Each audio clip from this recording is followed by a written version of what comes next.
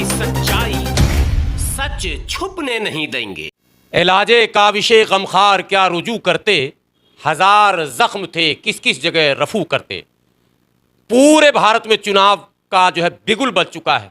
हम देश की राजधानी दिल्ली में हैं और यहाँ भी लोग चुनावी चर्चे में मसरूफ़ हो चुके हैं। राजनेता अपनी तैयारी कर रहे हैं, जनता अपना दिमाग लगा रही है कि करना क्या है। नारे उनके अपने अपने हैं, लेकिन मुद्दे तो जनता के हैं और मुद्दे एक नहीं हैं, अनेकों मुद्दे हैं और जनता यही सोच रही है कि आखिर किस मुद्दे को प्राथमिकता के आधार पर रखा जाए। लेकिन मैं आज जिस निष्कर्ष पर पहुंचा हूं वो नतीजा ये है, जो तमाम विपक्ष की बात हो रही है कि बेरोजगारी, महंगाई, तो बेरोजगारी पर ही बात कर लीजिए। क्या बेरोजगारी है या बेरोजगार किया जा रहा है, ये भी एक सवाल है। एक तो बेरोजगारी है की बात की जा रही है, मैं कहता हूं क्या बेरोजगार किया जा रहा। मैं बात कराऊंगा आपको। आप जो रोशनी में चमकते दमकते हैं, आपका सारा इंटरनेट जो चलता है, आपके यहाँ टीवी चलता है, फ्रीज ठंडा पानी पीते हैं, एसी में रहते हैं, आपको पता है ये सब कुछ करता कौन है? वही तो बिजली विभाग है। उसी महकमे की मेहनत से ये सारे ऐश के सामान आपको मुहैया किए जाते हैं। लेकिन उस विभाग में कार्यरत लोगों की दशा और दिशा क्या है, किस हाल में वो जी रहे हैं और उनके साथ सरकारें क्या कर रही हैं, इस पर तो कभी चर्चा ही नहीं होती। आज मैं इसी पर चर्चा करने के लिए बिजली विभाग के वो सारे, अब एक्स कर्मचारी कह दूं तो ज़्यादा बेहतर है, एक्स कर्मचारी इसलिए कि इन्हें काम से निकाला गया। क्यों निकाला गया मैं नहीं बताऊंगा, इनसे ही जानूंगा। ये सब एमएमजी के लोग हैं यहाँ, और बिजली विभाग के जाने माने एक्स पदाधिकारी और यूनियन के लीडर और वर्तमान में भी उस विभाग के तमाम मजदूरों के हक अधिकार की लड़ाई लड़ने वाले ठेकेदारी हटाओ राष्ट्रीय संयुक्त मोर्चा के राष्ट्रीय अध्यक्ष इंजीनियर डीसी कपिल साहब भी हैं। और इधर तिवारी जी हैं जो एमएमजी के पूरे 500 कितने लोग हैं, 480 लोग हैं, उनके जिनको काम से निकाला गया, उनकी लड़ाई। मैं पहले डीसी कपिल साहब से बात करूंगा। सर, चुनावी बिगुल बज गया, लोग अलग अलग नारे पॉलिटिकल पार्टियों के हैं, मुद्दा क्या है सबसे बड़ा इस वक्त, ये बताइए। देखिए, दिल्ली में मुद्दे तो बहुत सारे हैं और अलग अलग ऑर्गेनाइजेशन के अलग अलग मुद्दे हैं। किसानों के मुद्दे अलग हैं, महिलाओं के मुद्दे अलग हैं, युवाओं के रोजगार के मुद्दे अलग हैं, ठेका पर काम करने वाले लोगों का भी ऐसा ही अपने आप में एक मुद्दा है। एक ऐसा मुद्दा जिसके ऊपर लंबे अरसे से दिल्ली में विश्व रिकॉर्ड के साथ जीतने वाली आम आदमी पार्टी, जिसने ये वायदे किए थे कि जब हम सत्ता में आएंगे तो बिजली विभाग का ऑडिट करेंगे, बिजली विभाग में भागते हुए मीटरों को हम बदलवाएंगे, हमें तत्कालीन मुख्यमंत्री श्रीमती शीला दीक्षित जी के खिलाफ एफआईआर करेंगे क्योंकि वो कंपनी के साथ मिली हुई है। ये तमाम आरोप थे, इवन यहां तक भी कि हम टाटा और अंबानी के खिलाफ भी एफआईआर करेंगे। लेकिन क्या हुआ, समय बीतता गया और जो चीजें, जो तालमेल के आरोप और प्रत्यारोप माननीय केजरीवाल साहब शीला दीक्षित जी के ऊपर लगाते थे, वही सारी चीजें आज भी बेदस्तूर जारी हैं। न तो कंपनियों के ऑडिट हुए, न शीला दीक्षित जी के खिलाफ एफआईआर हुई, वो चली गई, स्वर्ग में है, न अनिल अंबानी के खिलाफ एफआईआर हुई, न कंपनियों का ऑडिट हुआ, और इसके साथ साथ एक भी कर्मचारी अभी तक पक्का नहीं हुआ। अब देखिए कितना दुर्भाग्य का विषय है। पक्का होना तो बहुत बड़ी बात है। आंदोलन के गर्भ से निकली हुई आम आदमी पार्टी, सबको पता है, पूरा देश जानता है, जिन्होंने धरना किया, प्रदर्शन किया, सत्ता में आए, पार्टी बनाई। उसके बावजूद भी दिल्ली के मुख्यमंत्री रहते हुए माननीय केजरीवाल जी एलजी साहब के घर पे गए तो वहीं पर धरने पे बैठ गए, सोफे पर। जहां पर भी उनको मौका मिला अपने लोकतंत्र को बहाल करने के लिए, अपने संवैधानिक अधिकारों को प्राप्त करने के लिए, कोर्ट भी गए, कचहरी भी गए, धरना भी दिया, प्रदर्शन भी किया। आज वो जेल में चले गए तो फिर धरना हो रहा है उनके जेल जाने की। मैं वही कहने वाला था कि वो जेल में चले गए तो जेल में रहकर के सरकार चलाने की बात कर रहे हैं। मैं इस पर तो कोई कमेंट नहीं करूंगा, लेकिन उनके मंत्री, संतरी, एमएलए, पदाधिकारी, तमाम सारे लोग आज फिर धरना प्रदर्शन कर रहे हैं। अब मैं बड़ी विनम्रता के साथ दिल्ली की ऊर्जा मंत्री आतिशी मैडम से ये कहना चाहता हूं कि जब आप मंत्री होकर के धरना दे सकती हैं, जब आप अपने लोकतांत्रिक मूल्यों के बचाने के लिए, लोकतंत्र की बहाली की दुहाई देकर आपको बस में बैठा करके पुलिस जेल में ले जाती है और आप फोटो खिंचवा रहे हैं, आप धरना दे रहे हैं, तो मैं जानना चाहता हूं कि इस बिजली विभाग के अंदर, जिस बिजली विभाग से इस आंदोलन की शुरुआत हुई, दिल्ली में आपकी सरकार बनी, बिजली को आपने फ्री किया, फिर पानी को आपने फ्री किया। पानी तभी आता है जब बिजली आती है। अगर बिजली नहीं आएगी तो पानी नहीं आएगा, बिजली नहीं आएगी तो ट्रांसपोर्ट नहीं चलेगा, बिजली नहीं आएगी तो मार्केट नहीं खुलेगा। तो वही बिजली विभाग और उसके अंदर काम करने वाले तमाम 25,000 ठेका कर्मी, आपने उनके अधिकारों की क्या बात करी? मैं आपको बताते हुए देश की जनता को आपके सम्मानित चैनल के माध्यम से बताना चाहता हूं कि अपने लोकतंत्र की दुहाई देकर बात बात पर सड़क पर लड़ाई लड़ने वाली आम आदमी पार्टी ने पिछले 7 वर्षों से बिजली कर्मचारी अपनी आवाज ना खोल सके, बिजली कर्मचारी अपनी मांग ना मान सके, बिजली कर्मचारी अपने आंदोलन को दिशा ना दे सके, दिल्ली के अंदर हैसमा लगाया हुआ, इनकी आवाज बंद की हुई है। हम बार बार पुलिस को निवेदन करते हैं, अनुमति मांगते हैं और पुलिस हैसमा का बहाना बना करके हमारी परमिशन रिजेक्ट कर देती है। हम न तो धरना दे सकते, न प्रदर्शन कर सकते, और जो हमारी जायज मांगे हैं वो सारी की सारी लंबित पड़ी हुई है। ये जो कहा जाता है संविधान में सबके लिए कानून एक है, सबका अधिकार एक है, तो उनको धरना का अधिकार है, वो जंतर मंतर पर भी है, तमाम जगहों पर, राजघाट पे भी हैं, हर जगह बैठ रहे हैं, तो बाकी लोगों को क्यों नहीं? मैं भी यही कह रहा हूं कि अगर आप अपने लोकतंत्र को बचाने के लिए धरना दे रहे हैं तो इन बिजली कर्मचारियों का गला क्यों घोटा हुआ है? इनका लोकतंत्र बहाल कैसे होगा? 500 कर्मचारी, 480 कर्मचारी हैं लगभग एग्जैक्ट, जो मीटर मैनेजमेंट ग्रुप में पिछले 20 साल से काम कर रहे हैं और उनको 20 साल के अंदर कभी मिनिमम वेज नहीं दिया गया। दिल्ली सरकार ने एक्ट पास किया विधानसभा के अंदर कि जो कंपनी मिनिमम वेज नहीं देगी उसको 3 साल की सजा होगी। हमने तमाम अपील की उन कर्मचारियों के खिलाफ, अधिकारियों के लिए आज तक एफआईआर क्यों नहीं हुई? आज सवाल यह है उन अधिकारियों को पुलिस संरक्षण क्यों दे रही है? हम आज ये जानना चाहते हैं। मुख्यमंत्री जी की बातों पर भरोसा किया जाए, हाँ। आधार बनाया जाए, हाँ। तो अंबानी, टाटा इस पर मुकदमा बन सकता है ना? 100% मुकदमा बन सकता है और हम मुकदमा डालने की तैयारी कर रहे हैं।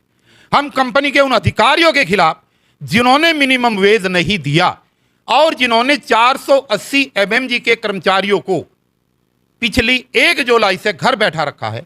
आज हालात इतने दुर्भाग्यपूर्ण हो गए हैं, मुझे बताते हुए बड़ा दुख हो रहा है। मतलब अब साल पूरा होने वाला लगभग, और तब से ही लोग आंदोलन पे हैं, धरने में, प्रदर्शन में, भूख हड़ताल में, तमाम, लेकिन कोई भी सुनने वाला नहीं है। आज हालात इतने हो गए हैं खराब कि पिछले 2 महीने से हमारे 3 ऐसे साथी जो उन्हीं 480 कर्मचारियों का हिस्सा थे, जब वो भूखमरी के कगार पर आए तब उनके घर में रोटी तक खाने को नहीं मिली, तमाम बीमारियों से घिर गए और उसके हालात ये हुए कि ये 3 लाइनमैन, जिसमें से एक का नाम चमन लाल है, एक का नाम मोहम्मद साकिर है और तीसरे दुसाल, 3 लोग इस दुनिया से स्वर्ग सिधार गए। ऐसे हालात में 3 तो चले गए, लेकिन इन 480 में से और 3 नहीं 30 ऐसे हैं जो उसी भूखमरी के कगार पे हैं, जो किसी भी दिन दम तोड़ सकते हैं। तो मैं आम आदमी पार्टी से, दिल्ली की सरकार से, दिल्ली के एलजी से ये जानना चाहता हूं कि ये दम घोटू हैसमा हमारे ऊपर क्यों लगा रखा है? क्या हम चुपचाप रहें? क्या हम इस चुनाव में अपना ये सवाल सिर्फ आप केजरीवाल से कर रहे हैं।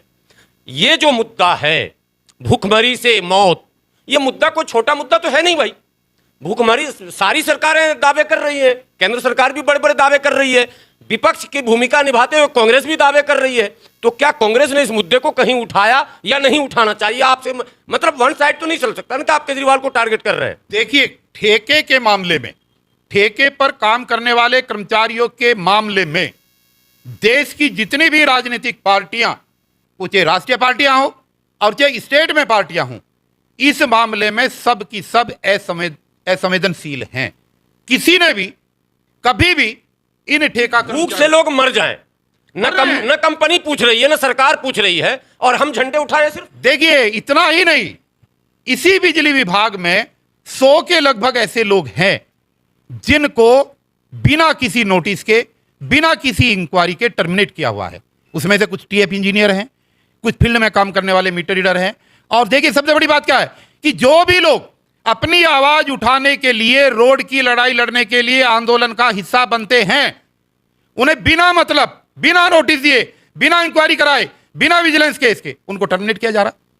तो ऐसा लोकतंत्र जिसकी सरेआम हत्या हो रही है, तो अगर मेरे लोकतंत्र की सरेआम हत्या होगी तो आम आदमी के पार्टी के साथ जो हो रहा है उसमें फिर इन्हें लोकतंत्र की दुहाई नहीं देनी चाहिए। ये आपको जो जेल भेजा गया था वो भड़ास आप निकाल रहे हैं या वाकई जनता को ये बताना चाहते हैं कि ये मामला, चूंकि आपके साथ मामला हो चुका कई बार और कई मुकदमे भी लिख दिए गए। देखिए, मैं जेल गया एक आंदोलन के लिए, मेरी नौकरी छूटी इसी आंदोलन के लिए, मेरी लाखों की सैलरी गई इसी आंदोलन के लिए, मैं यूपीएससी से सिलेक्ट होकर के आया, उसके बावजूद भी मेरी 35 साल की नौकरी जीरो कर दी सिर्फ मजदूरों के आंदोलन के लिए।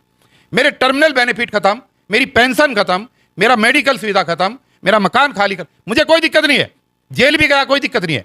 लेकिन सवाल यह नहीं है, सवाल यह है कि आखिर तमाम विभाग दिल्ली के अंदर हैं। जब सब लोगों को, हर राजनीतिक दल को अपनी जायज बात रखने का मौका मिलता है और एक लोकतांत्रिक अधिकार है, संविधान में हमें दिया हुआ है, उसके बावजूद हमें अपनी बात कहने का, आंदोलन करने का बिजली कर्मचारियों को मौका क्यों ना मिले, यह एक सवाल है। अभी जो विधानसभा में डिस्कशन हुआ था कि कच्चे कर्मचारियों को पक्का करने का रास्ता बनाया जाएगा, कोई प्रस्ताव पारित किया गया, क्या वो पारित हुआ? क्या वो कागज की शक्ल में एलजी साहब तक पहुंचा या वो कोरा बकवास बनकर रह गया? जिस दिन सदन फिर भी चल रहा है, जिस दिन हमने केजरीवाल जी का घेराव किया, हमने मुद्दा उठाया, तो वहां पर प्रस्ताव पास हुआ सिर्फ सिविल डिफेंस के लोगों को 10,700 जो कर्मचारी निकले हुए हैं, वो स्पेसिफिक था उनका, हाँ, उनको वापस लिया जाएगा। यह दिल्ली सरकार की सहमति है। इसके बाद में दोबारा रेजुलेशन पास होना था, पूरे दिन विधानसभा में चर्चा होकर कि तमाम जितने भी कर्मचारी दिल्ली के अंदर ठेके पे काम कर रहे हैं, वो चाहे बिजली विभाग में है, चाहे दिल्ली नगर निगम में है, चाहे जल बोर्ड में है, चाहे सिविल डिफेंस में है, चाहे वो डिस्पेंसरियों में है, चाहे स्वास्थ्य, उन तमाम कर्मचारियों को पक्का करने का एक रेजुलेशन पास होना था।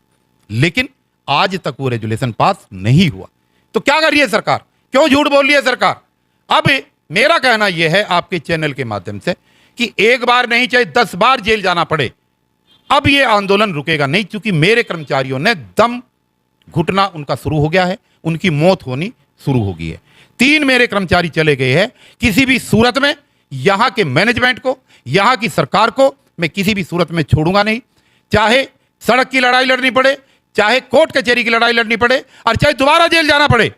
किसी भी सूरत में जो कर्मचारी हैं उनके आश्रित परिवारों को, उनके बच्चों को रोते और बिलखते हुए नहीं छोड़ा जाएगा। इसलिए हम दोबारा आंदोलन करेंगे, दोबारा नोटिस देंगे, दोबारा धरने पे बैठेंगे, दोबारा वहां पर जो है अपना प्रोग्राम करेंगे और अगर जरूरत पड़ी दोबारा जेल जाएंगे। अगर जरूरत पड़ी तो इस बार मैं अपने सैकड़ों कर्मचारियों के साथ नेहरू प्लेस के मुख्यालय पर आमरण अनशन पर बैठूंगा। चुनाव का समय है, मैं देखता हूं कि आम आदमी पार्टी या कांग्रेस जिन्होंने गठबंधन किया है, हम पक्ष में हैं, गठबंधन जीते, ये बात अलग है, लेकिन अगर हमारे मुद्दे हल नहीं होंगे तो फिर हम किसके लिए सड़क पर जाएं? हम किसके लिए गठबंधन का समर्थन करें? हम किस लिए किसी को जिताएं और किस लिए हराएं? अगर हमारे लिए सारे ही एक जैसे हैं तो फिर हम इस पर पुनर्विचार करेंगे कि हमें आने वाले 25 मई के दिल्ली के चुनाव में आखिर क्या निर्णय लेना है। क्योंकि दिल्ली के अंदर 25 लाख ठेके पर काम करने वाले संगठित और असंगठित मजदूर हैं, जिनकी बहुत बड़ी लड़ाई है। पहले भी उस लड़ाई को लड़कर के मैंने नौकरी गंवाई और सब लोगों को मिनिमम वेज दिलाया। आपने नौकरी गंवाई, लेकिन केजरीवाल जी को कुर्सी तक पहुंचा तो दिया। जो आप पुनर्विचार की बात अब कर रहे हैं, वो पुनर्विचार तो तब भी आपने किया था और आपसे वायदे किए गए थे। बिजली के खंभे पर तो आप चढ़ाना सिखा रहे थे। बिजली विभाग की सारी बातें केजरीवाल जी को सपने में तो आई नहीं थी, आप ही लोगों ने बताया था।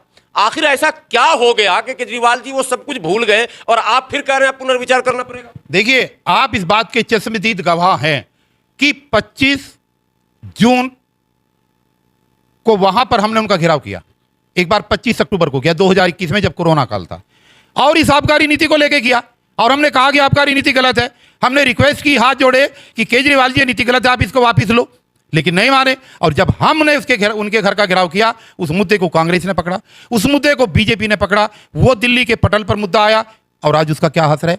आज आबकारी नीति के विरोध में जो आंदोलन चला, आज आम आदमी पार्टी के नेता, उसके मुख्यमंत्री कहां हैं? तो ये आंदोलन तो चलेंगे, अगर वाजिब हक नहीं मिलेगा ये आंदोलन नहीं रुकेंगे।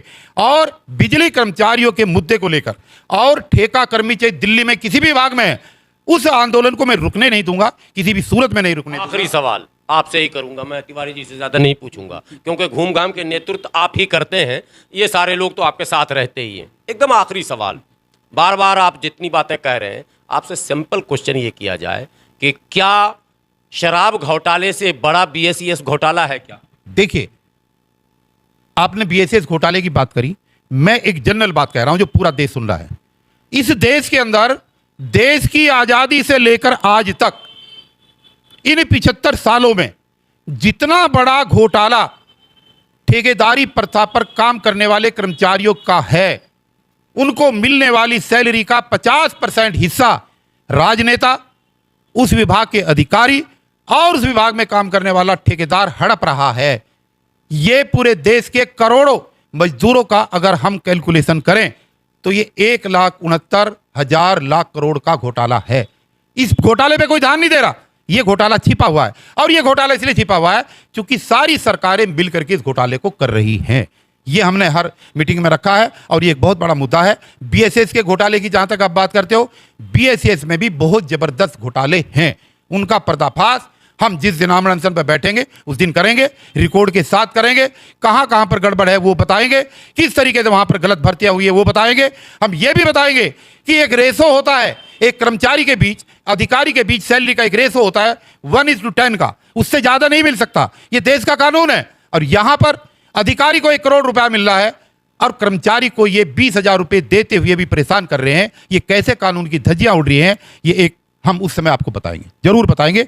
आपका जो सवाल था, BSES में बहुत जबरदस्त घोटाला है, एक नहीं दसियों घोटाले हैं। उन घोटालों की लिस्ट हमारे पास है, हम समय आने पर उनका खुलासा करेंगे। लेकिन अब आंदोलन होगा, और जिन लोगों ने मिनिमम वेज नहीं दिया, जिन लोगों ने 400 CMMG के कर्मचारियों को निकाला, जिन लोगों ने सैकड़ों लोगों को टर्मिनेट किया बिना किसी रीजन के, अगर इनका काम नहीं होगा तो ये आंदोलन होगा, और निश्चित रूप से होगा, आर पार की लड़ाई के साथ होगा।